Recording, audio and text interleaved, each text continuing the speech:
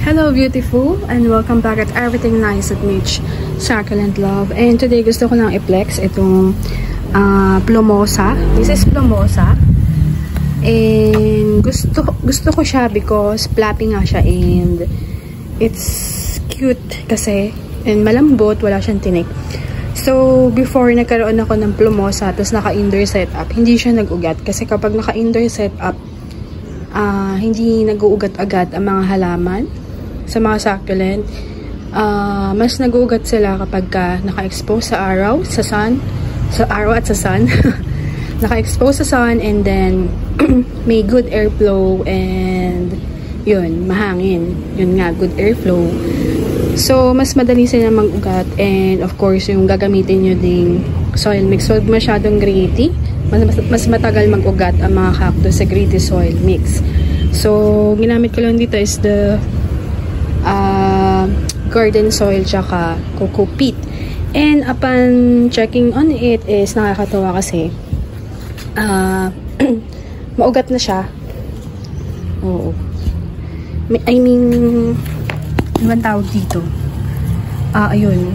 So, pag hinila natin siya is tumpak na siya dun sa kanyang pot. So, ayun.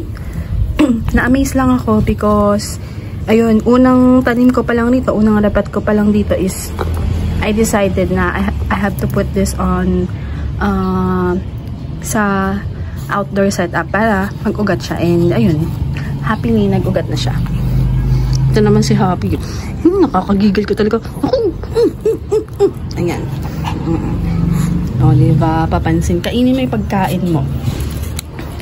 Tapos, ayan. So, natutuwa ako sa kanya and kaya ko siya gusto kasi wala siyang tinik and anytime na hawakan mo siya is scary lang. Pero parang may tinik siya. Parang may tinik siya dito. Ayun o, meron nga.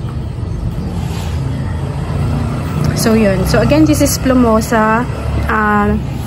Mga pricey yung ganitong malalaki. Ang mahal nung binili ko dati. Parang nasa 250. Ito, maliit lang siya. Nabili ko lang siya ng mura lang. So, di ko na matandaan. Basta mura lang. Then, we have here itong painese natin. Na tinubuan na ng damo.